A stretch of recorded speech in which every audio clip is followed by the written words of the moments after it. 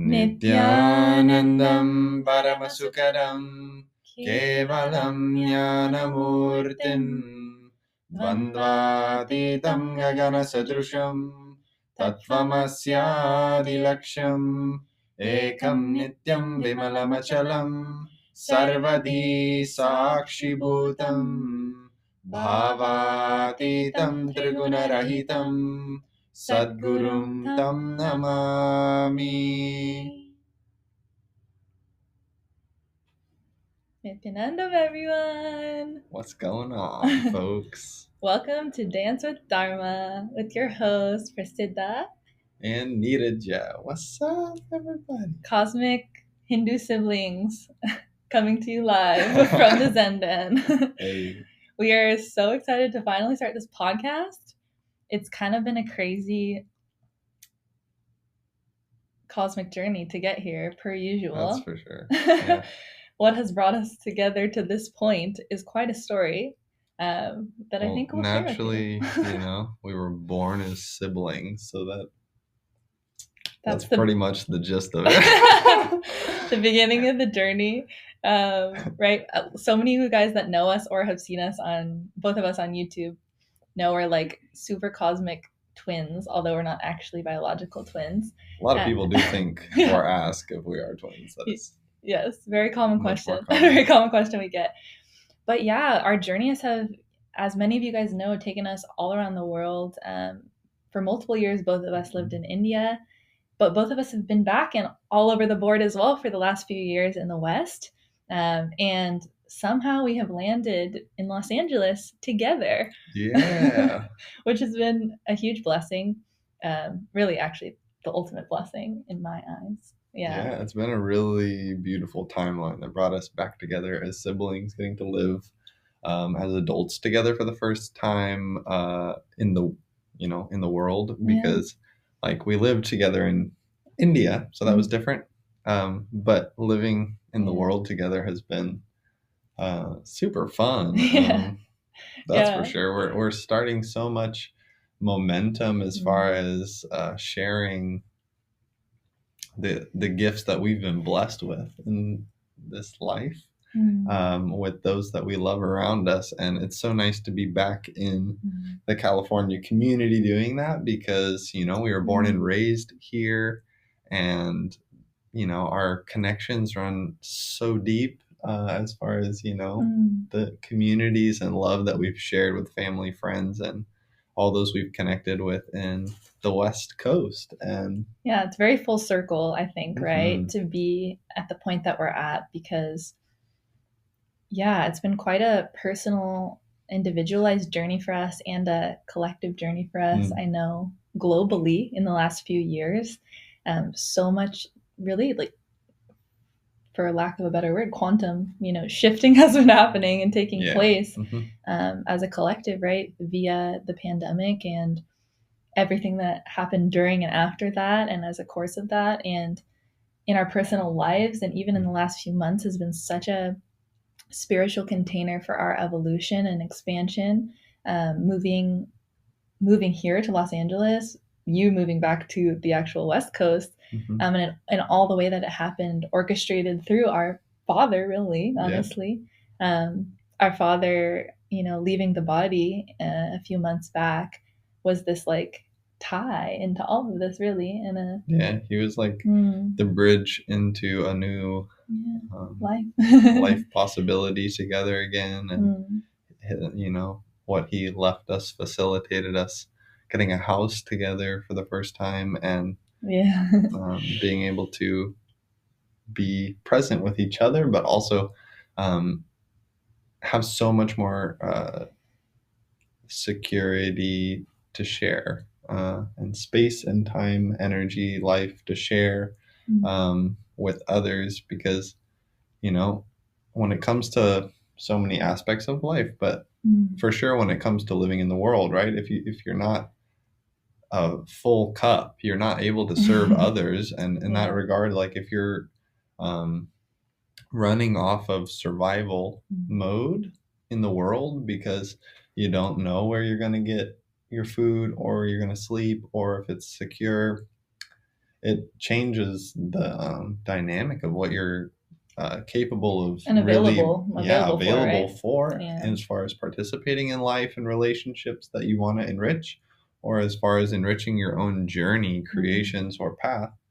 So it's just a beautiful cocoon of time that we've been given to start creating with each other and grounding back into that. So it feels very much so like getting back to basics, but with a whole new set of factors and a brand new like hand dealt and new resources. It feels definitely like the most valuable resources are at our disposal right now. So I feel so grateful for that, because we are living in such a aligned space, which to me is like truly end all be all in the matrix. That's one thing I have learned over the years and through my dharma of knowing I will be continuously living in the world, is that like, right, our sangha and community and the environment that we live in is like, to me, the most influential thing in my life that affects my mental health and also my availability to be of service to others.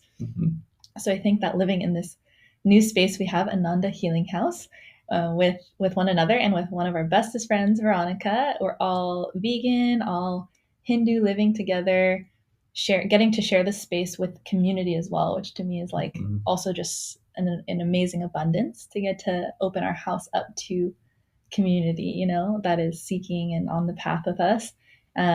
So it's been a beautiful window, and I think this podcast is going to be our virtual extension of that. Is what I'm feeling. Chill with us in our own home, get to feel out what it's like as far as our inner space on the daily, or like real stories and behind the scenes, you know, like I think podcasts are such a like intimate, raw way to share life and connect with each other. And every time we're in this room, the Zen Den room, we're always joking like we need to be recording this, because us three living together, our conversations are always something special, something special, hilarious, enticing, and expansive, to say the least.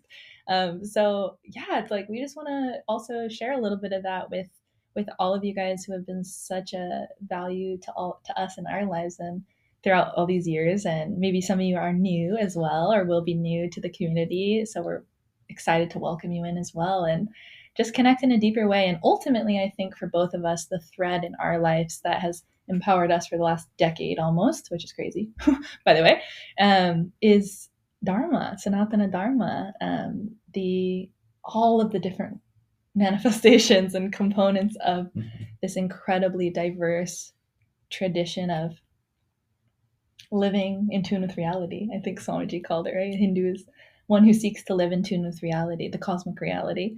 And I know, my passion being Ayurveda, traditional yoga, Tantra, and Jay, you're like into all of that, and also hyper specialized in Jyotish and Vedic astrology that you've been just like immersing yourself in. So I'm constantly learning from him, and I know we're going to share a lot of it about all of these subjects on here.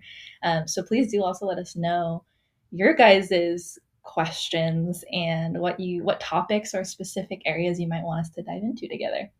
I think that'll be cool. And to like also just with absolutely grateful hearts,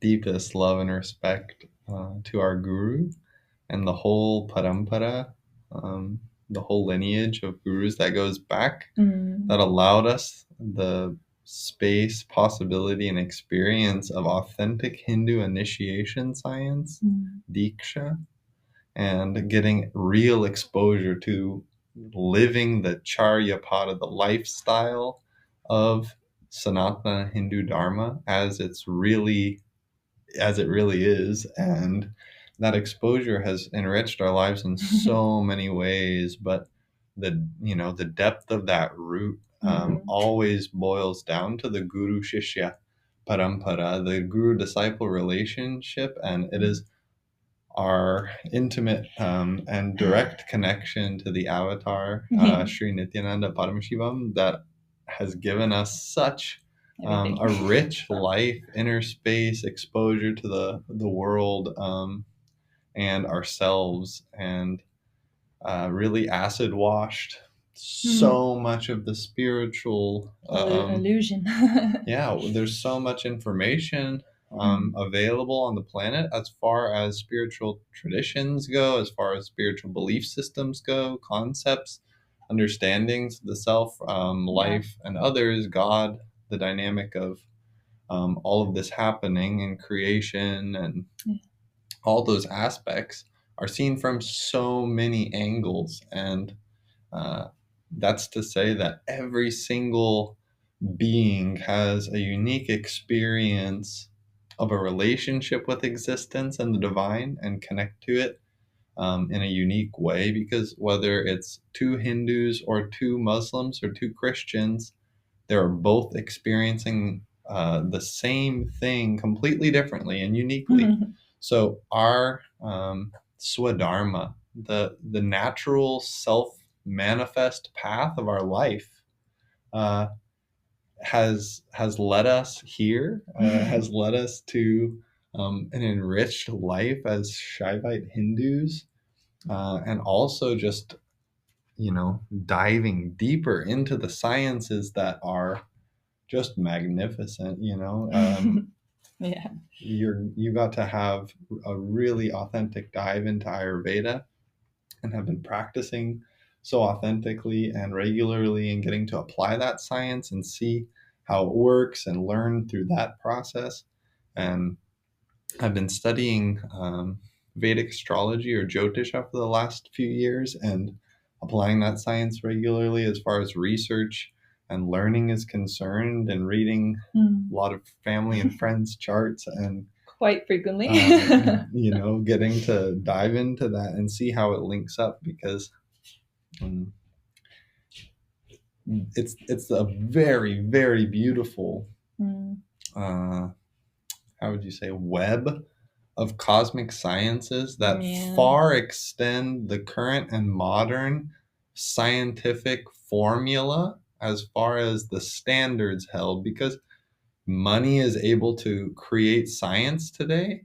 As far as that standard of science, this is on a completely different par, because that's not to say there aren't absolutely integrated, real and authentic scientists in the world doing their very best to seek out the truth of existence, life, history, time, physics, quantum physics, whatever.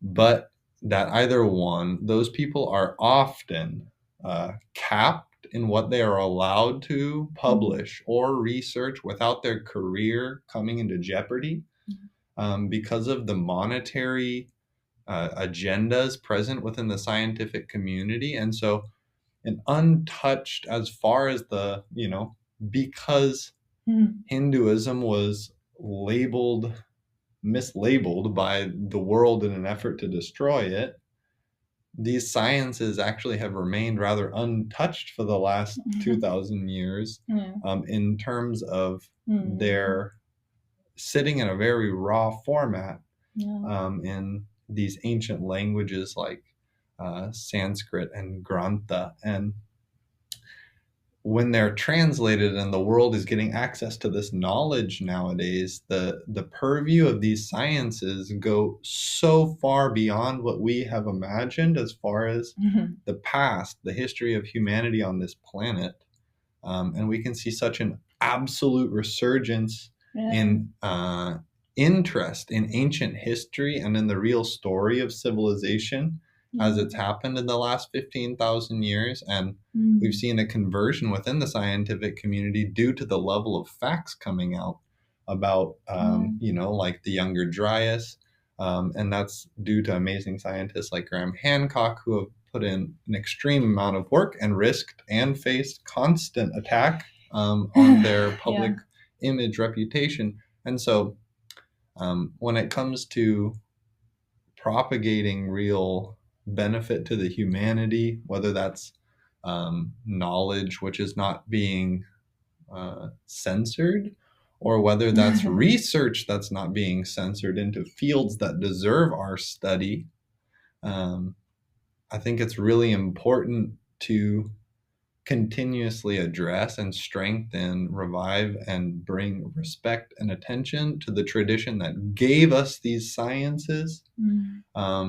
Because as we discovered that civilization 15,000 years back might have been far more advanced than we are currently in understanding of astrology, astronomy, consciousness itself, mathematics, construction, and medicine, lifestyle. Yeah.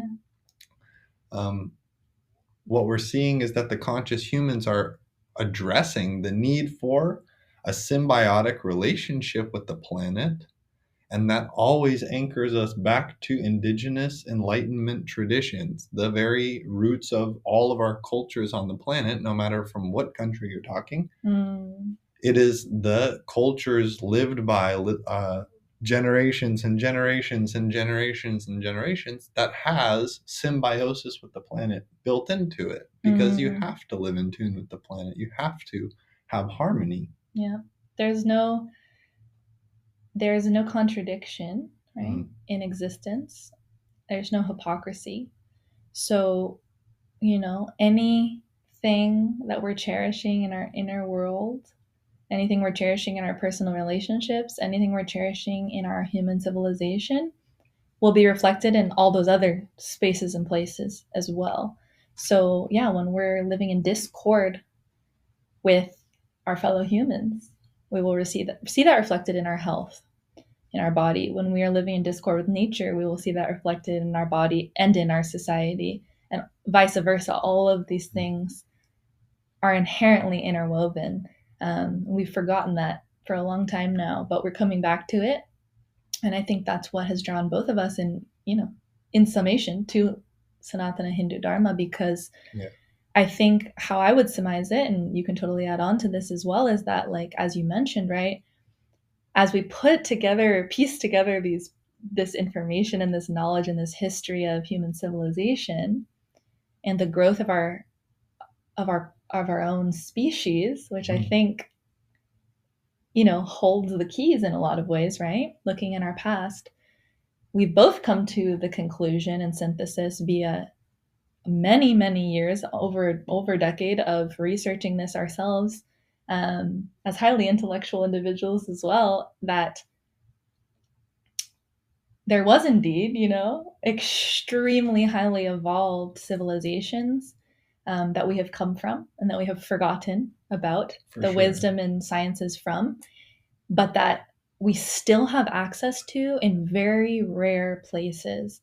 One of those places, if not the only one, that was so pristinely preserved was what we call as Hinduism, what we call as the Vedic tradition, and the Sanskrit texts are the oldest and most well-preserved, undiluted lineage of human evolution that we have still. Or historical record, knowledge, data, and all that. Because what the world has done, meaning like what the mainstream narrative within these fields of history and science have done, is that when you mislabel, it's all in language. So much perversion of knowledge in the world is just due to language.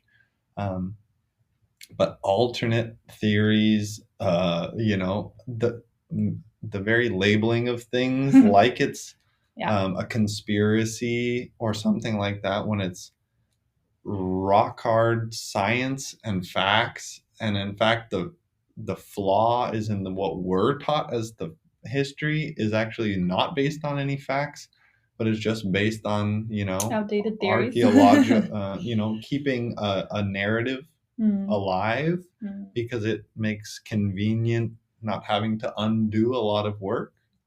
Or as far as the money is concerned, the political, corporate, and governmental agendas when it comes to keeping certain levels of knowledge of things at bay in the world. And so we see that where there's a, how would you say, kind of boiling point that I feel like humanity has reached. As far as communication of truth, which is that because truth doesn't take any effort because it doesn't have to be fought for, because the truth itself will stand on its own. When you stand with truth, the truth is you're not having to fight on the side of proving it.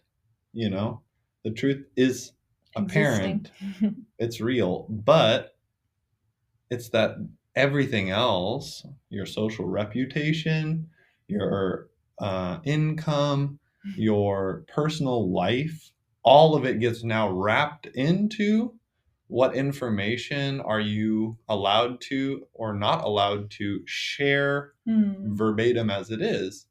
But due to the globalization, internet, conscious breakthrough that I feel humanity has gone through as a totality, as far as information availability, even to a select amount of people. Because if you understand, when 1,000 people awaken to a certain understanding, the whole total collective human consciousness through quantum entanglement receives that upgrade.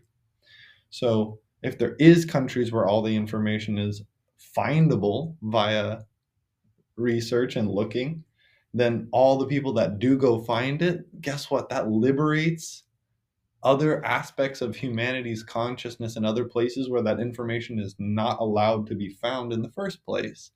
So I think as we move forward, we're going to see that truth comes out totally. So much comes to light on the world's stage because no longer is it even possible to suppress it in the level of multiplicity. And like, it's critical mass, right? Yeah, it's like it's reached so many it's people reached critical mass in so many ways, right? aware. And I know we're speaking in generalization here, but we'll surely be talking in specific examples on like what all we're talking about here in terms of what are these concepts, cognitions that we have had breakthroughs in the last few years as a society. And also, like, one such example I wanted to share with you guys is we were so excited because a book, the original book that started my spiritual awakening in 2015 was not a spiritual book at all. It was an archaeological book by Graham Hancock called Fingerprints of the Gods that was recommended to me by this grand fellow over here. And I don't know how long before you had read it, maybe a year or 2 years, whatever. But I read that book, and that was the first aha moment I had of, oh wow, like whatever education I had been spoon fed through school and media, I had never questioned up until that point, which is crazy for me to think about now. But that was, I was completely living with blinders on, and I hadn't known anything outside of that, And so for me to question for the first time was the initiation to my spiritual awakening and questioning of everything else in my life. Who was I? What did I really believe in? What was my spiritual path? All these things, which, unraveled the next year up until now. But then as we're here in this beautiful space together again, these last few months, we discover, and we're selective about what we watch and things, but we discovered that on Netflix, they release a whole docuseries about all of Graham Hancock's archaeological research, proving the evidence of a much, much more intelligent and more ancient human civilization than we have been taught in schools for a long, long time, and what has been the mainstream archaeological narrative for a long, long time. And there are a lot of political and financial influences on that narrative, of course, like everything in this world. But point being, it's really cool. And I think I love seeing reflections of how consciousness is clearly transforming, whether there's resistance to that or not. Right. Always happening. There's always that information is balancing force. But yeah, it's coming out. It's coming out in like big, major ways that we never would have thought Graham Hancock would have exposure on Netflix. And that's to say also that like, just because certain populations of the world are catching up to certain knowledges doesn't mean other beings haven't long known otherwise. And so, as an example, that tracing down what could be this lost ancient civilization seems to be the whole task of, all these this new resurgence of archaeological and historical interest around Egyptians, Sumerians, the civilizations that are responsible for Göbekli Tepe in Turkey, Indian temples, right? So then it's so curious because on record, we have bodies, even organizational bodies within Hinduism, Sanatana Dharma, who are on record over 15,000 years old, meaning extended beyond the Younger Dryas event already. As an example, in Tiruvannamalai in South India, the Kartigai Deepam celebration has been on record for 15,000 years. And it's the oldest celebrated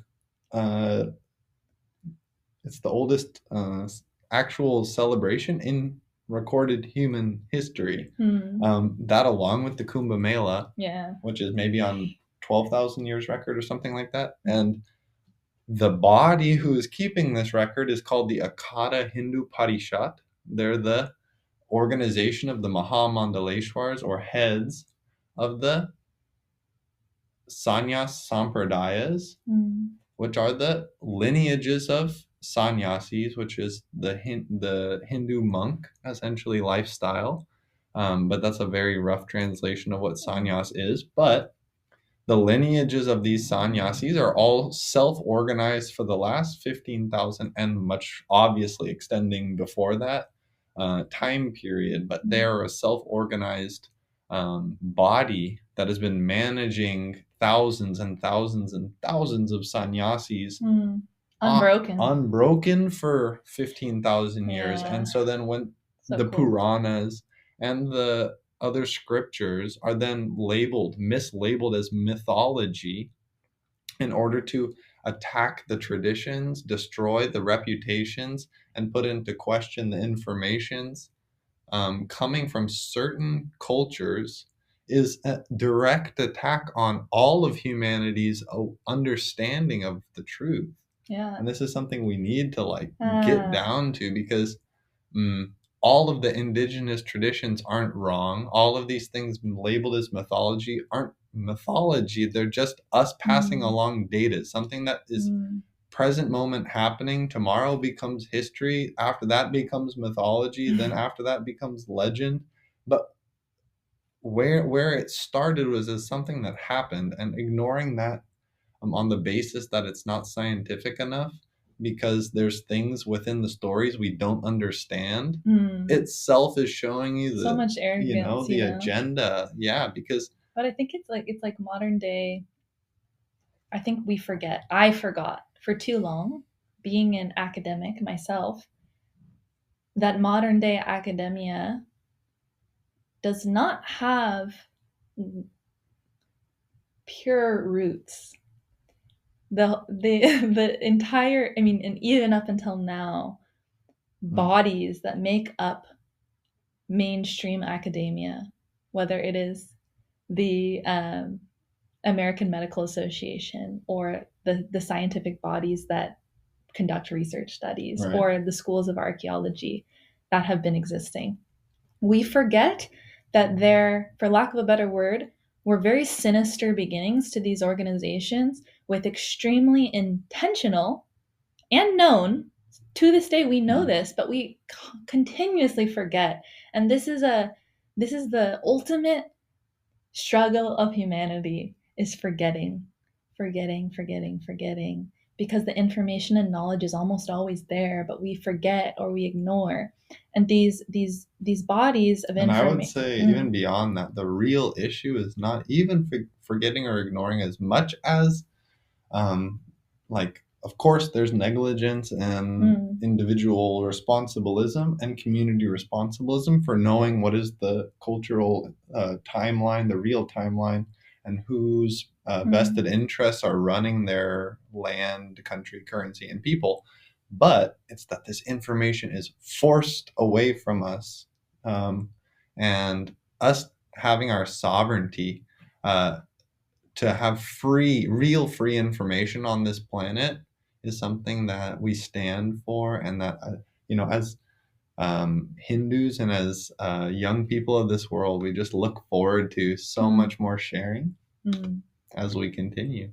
But yeah, I wanted to just tie in that, like, right, that I think we can just have ignorance to the fact that these institutions, their roots and still connected to those roots are and were inherently colonial, were inherently utilized as weapons of globalization, weapons of colonization, and weapons of industry.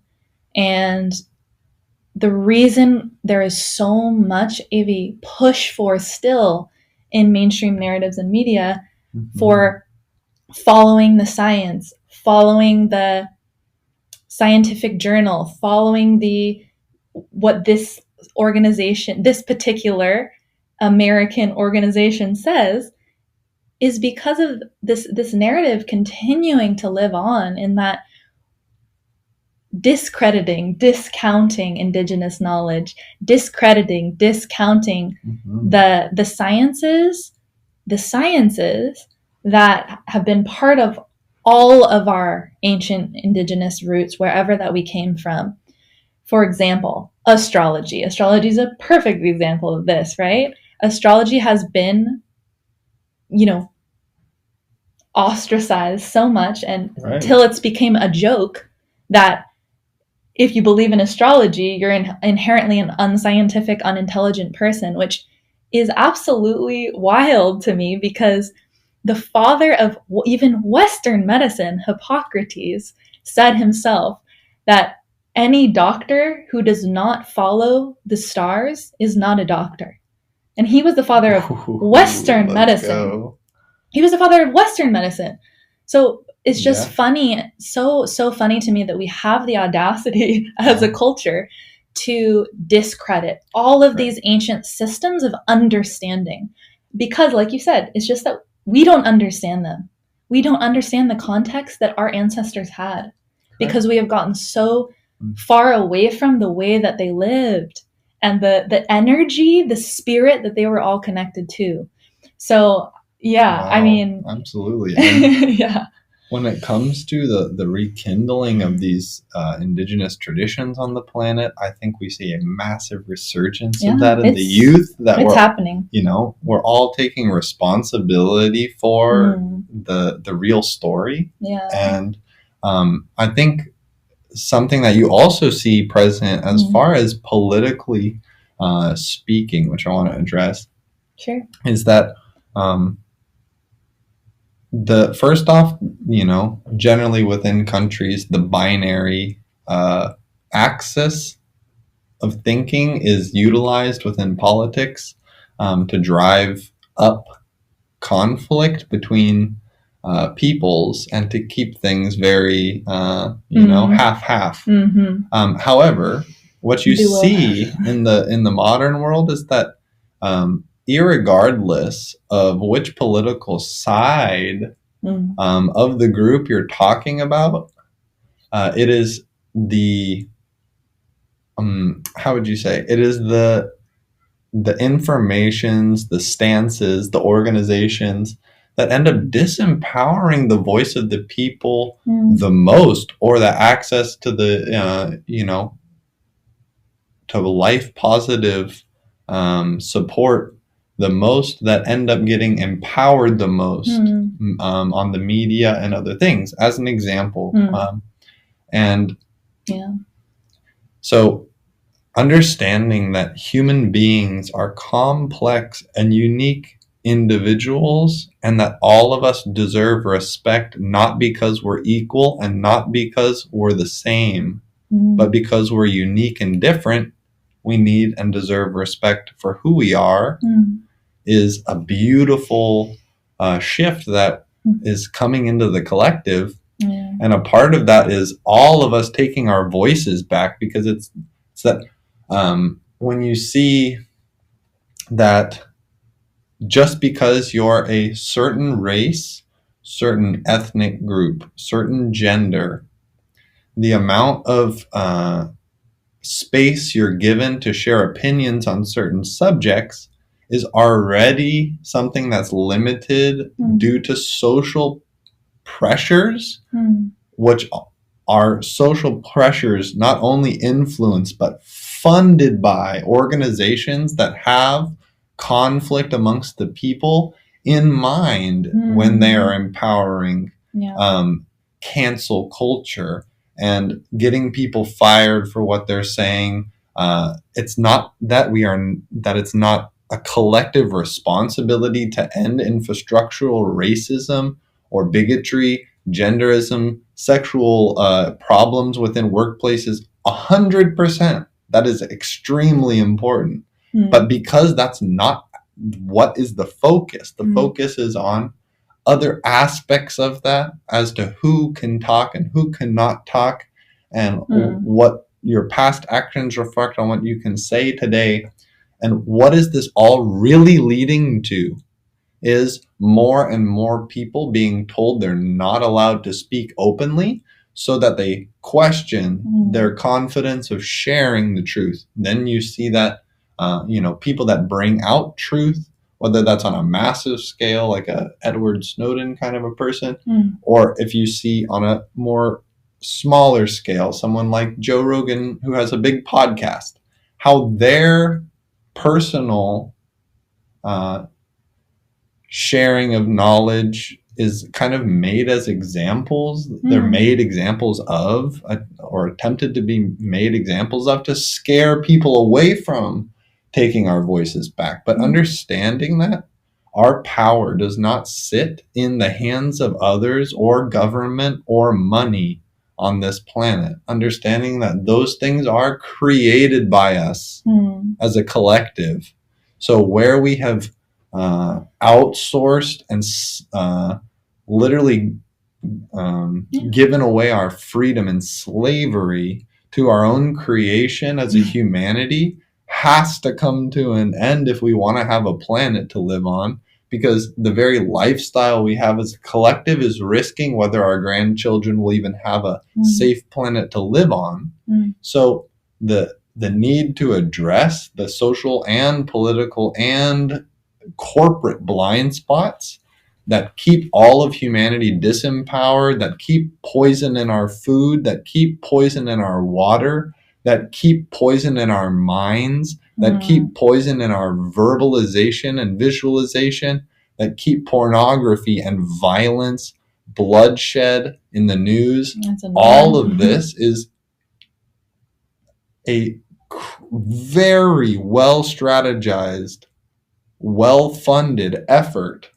If that's not understood as a collective, we're going to be facing consequences that we'll never be able to undo, because when issues come up within a government, let's say the United States, as that's where we're living, who's holding these people accountable who are lying to the masses, who are funding lies to the masses? We the people are no longer empowered ourselves to hold responsible those we have elected. It's that we as a totality of humanity need to step more into individual sovereignty, community sovereignty, local sovereignty, then only making it statewide sovereignty, because empowered, sovereign, and self-sufficient communities or families have not outsourced their power, are sovereign in a way that allows them to make conscious choices for their future, where their survival is not at risk. So we as a collective don't even know what it is like to vision for our future without survival at risk right now. Because that violence, because that doom and gloom is kept in our face constantly. We don't know what it is like to visualize from peace as a collective. What is our possibilities, which will far, far outdo the intelligence created in panic mode, survival mode. When like resource grabbing, right? And competition mentality, and like it's all a lack mentality that like if we have it, you don't have it. If you have it, we don't have it. And all of this is a paradigm that it doesn't work anymore. We're shifting out of it and away from it, and I think that with everything we've shared, what I would like to, end with is like, which I know you also, of course, hold the space of as well, is like, and we get to change all of this now. Absolutely. Like we already are, and we're seeing it. I mean, I can't tell you guys how many beings I know that have, existed in my community across these years who just during COVID and the pandemic, their goal became growing their own food, getting land, moving somewhere they have sovereignty, et cetera, et cetera. So many people, I mean, literally too many people I know now that was shifted into gear and into focus so strongly in the pandemic time. Yeah. And it really, in a way, was like such a blessing because it accelerated that timeline in a sense, I think, for people to realize what they really wanted out of life and what they really need and Correct. What is a priority. Mm-hmm. And it's happening. And we're, these communities are flowering all around the world. We know people in all of these communities around the world. We are some of those people here that happen to be in Los Angeles, at least currently. But even here, communities of sovereignty and consciousness are flowering, and I think will continue to flower because we have reached that critical mass. So yeah, anyone listening is part of this, right? Is part of this revolution, so to speak, and revolution of consciousness coming back to humanity. And it's really exciting to get to share all of this with you all, and watch the ripples continue to expand further. Absolutely. The more people that throw pebbles in all of this, right?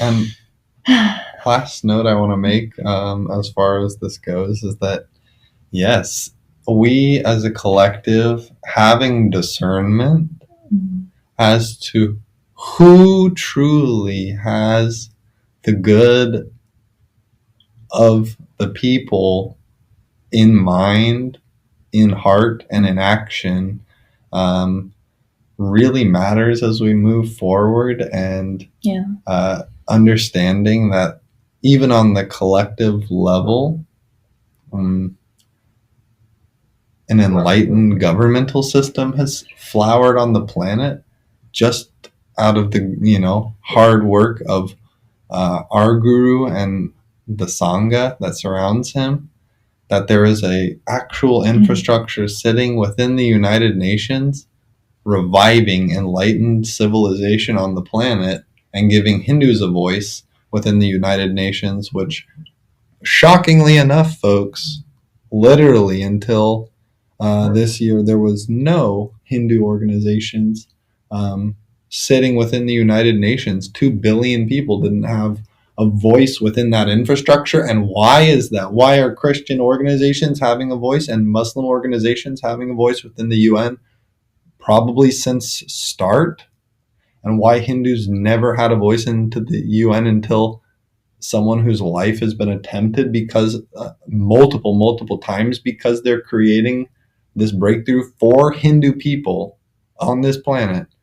That voice coming to light now in the face of all the challenges is like the most beautiful victory for humanity. But it's also for us to understand that why is there so much constant attack on certain traditions is because they have the most benefit to give to humanity. They have the most potential to liberate humanity. Correct. So those are repressed most. All the mother worshipping traditions are suppressed. All the traditions that help us beyond guilt, beyond limitation as far as sexual identity is concerned, all of those traditions are absolutely annihilated as fast as possible because of the absolute direct potent empowerment that happens to consciousness through those traditions. Yeah. And us all realizing that, yes, it is not only the richness of our past, that our possibility in the present is absolutely beyond what we can imagine. We have so much infinite possibility in the present, and that the future that we're creating is based on the seeds we're planting now. Mm-hmm. And oftentimes, if not every time, the best seed to plant is the simple truth, open-hearted as it is. Because we sit here as two 20-year-old bodies on the planet, born and raised in the United States and lived in India, experienced some Hinduism, and have our lives, the image and appearance of our lives. But our sharing and our hearts and our interest to just open things as they are can transcend the identity of the life that you're looking at. It's not about necessary. We're given so much importance is given to who is the speaker and what is their credit to that, and do they have any hidden social things behind them that should make you not believe what they're saying, and is this a lie, is this the truth? It's like, even on the collective, we're facing trauma in how we listen to information because of the amount of lies we've been told. Yeah. But the truth is simple. It liberates your heart. It's always life positive.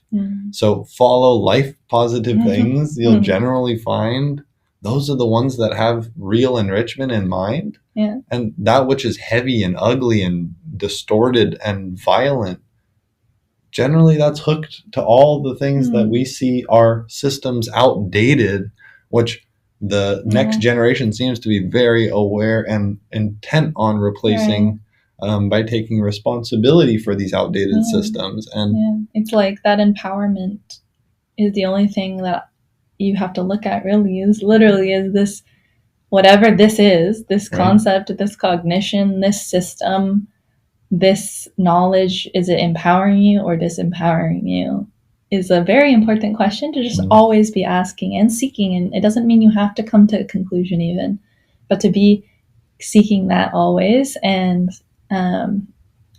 holding that parameter is important, I think, as you journey through expansion in this world, and even expansion spiritually, especially. So yeah, really excited to just and I know this, this conversation kind of took a more social and political turn in a way, but honestly, that came off because there's so much collective suppression of information. It's like, that was just like, I could feel it in the collective too, that like, whoa, you got to watch what you're saying. No, humanity, you don't got to watch what you're saying.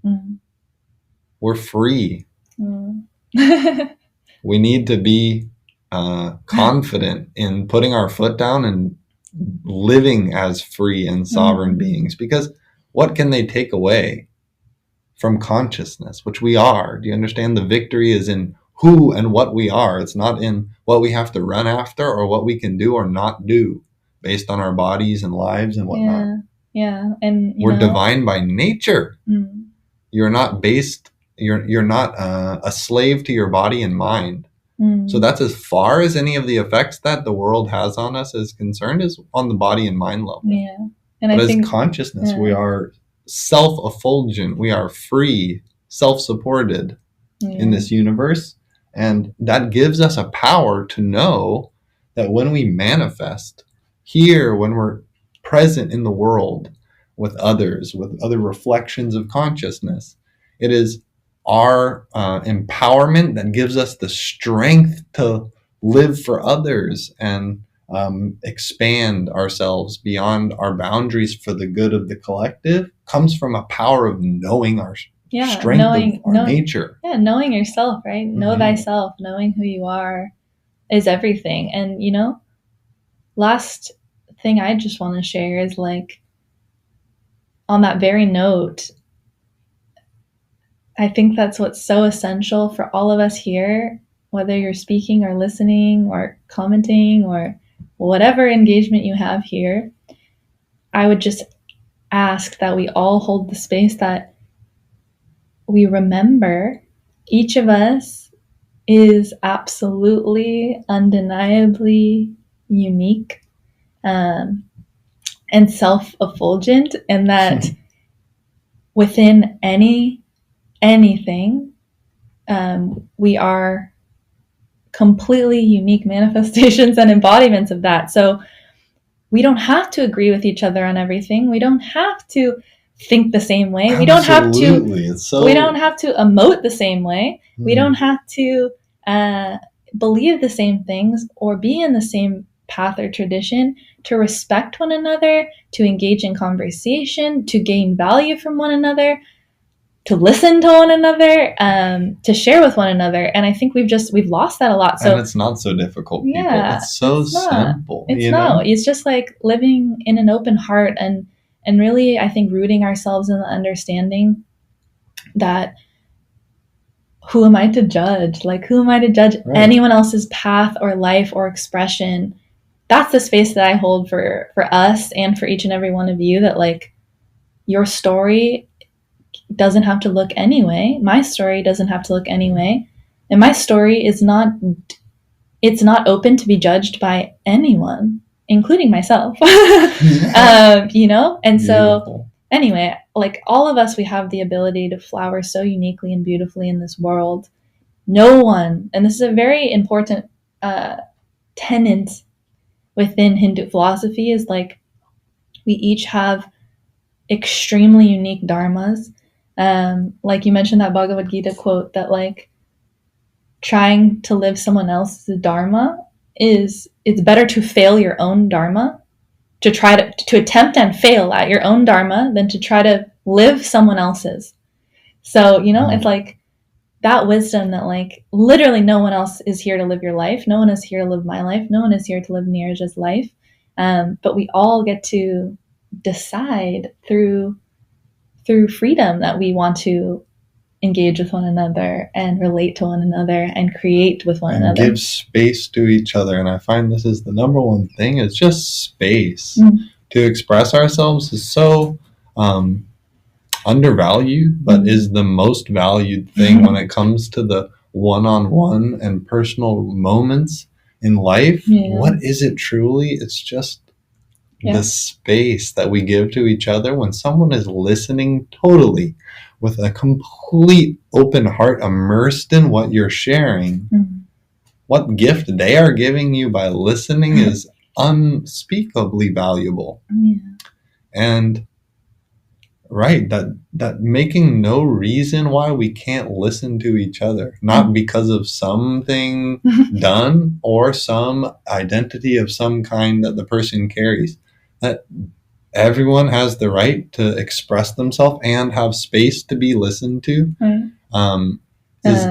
without it meaning anyone else is right or anyone else is wrong, because my understanding of the world or Hinduism or myself or universe or God has nothing to do with anyone else. And it doesn't have to, it's not right for anyone else. I don't claim it's right for anyone else. And whatever you want to take from what shares out of my mouth, you know, great. But otherwise, you know, it's not being said to say because I cognize this is the, you know, timeline of humanity, that is the timeline of humanity, and anyone who doesn't think this way I don't agree with and will have a problem with, and then should be in conflict with. And if you don't disagree, then you should drop some nasty comments on this video, because how could you be so crazy to question XYZ? No stress. Calm down. All of us need to calm down. That literally just space to express ourselves. There's no need for interpretation. Do you understand? The demon area, you know, where everything's demonized, but the demon that is infected humanity is mind, not anything else, not anyone else, not any ethnic group, not any religion. It is our mind. It is the conflict in the root level of an individual mind that projects the conflict that we see outside. So then when it comes to these things, if you're listening to somebody and you're triggered inside, right? That's not a right to denounce that person or also, it's no problem that you're triggered by that person because that's who and how you are unique. But not giving the space to people to express because of fear of offending others itself is such a backwards concept. It's such a backwards concept, you know? Yeah. And, you know, it just comes to mind too, like the quote from Ram Dass, like, when you know how to listen, everyone is the guru. And that's just the space, you know, that I would like to imbibe into all of our creations here. So share your thoughts so that we can all listen and learn from one another and expand and take what resonates and leave the rest behind. Right, because it's like it's catalyzing an open dialogue of sorts, you know, via the internet and via these two bodies, but it's not even our conversation, you know. From this side, I had no control over a single word said here. It just comes flying out, people. Do we all not realize how that we have no stock in, like, there's a guy in the back talking? No, it's all of us are spontaneous happenings, and so even the conversation being channeled through us is really movements happened in the planets and stars landing in veggie juice on the planet and expressing out in some verbal and action form. But these thoughts are not ours. These thoughts are not mine, you know?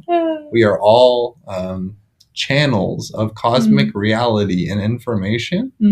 And our birthright as consciousness on this planet is to live. So everything that's for life is ultimately, you know, what consciousness is standing for.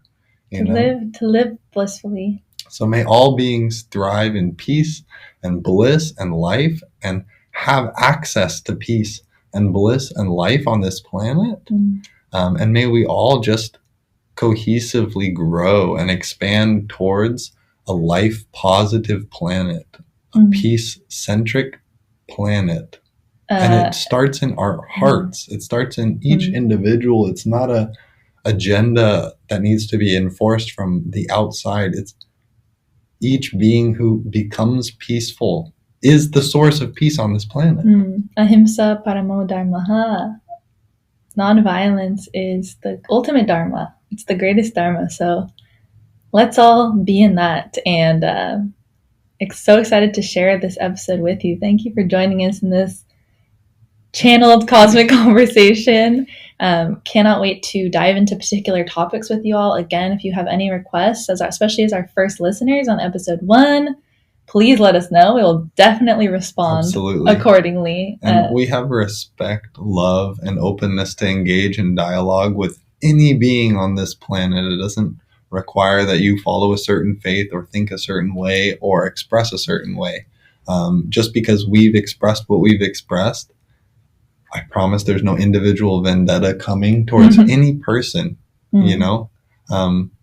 It's mostly holding accountability for the collective living our best, you know? And so, you know, I'm grateful to be a part of that with you all. I'm grateful to be able to share here. And so I just want to say that I have respect to all the traditions and beings that have come before, are here, and will be here after, because that's what it's all about. And that's what it's all about. We hope to catch you blissful next time that we we're timing out of the episode, but thank you all. We love you. We're so grateful for everybody who's joining us here, and we'll just close with Purna mantra. Awesome. Om Purnamadav Purnamidam Purnat Purnamudachyate Purnasya Purnamadaya Purnamevavashishyate. Om Shanti Shanti Shanti. Hari Om Tat Sat. Sarvam Bhagavat Shri Nithyananda Paramashivam Padukar Pranamastu. Om Nithyanandam. Nithyanandam, everyone. Nithyanandam.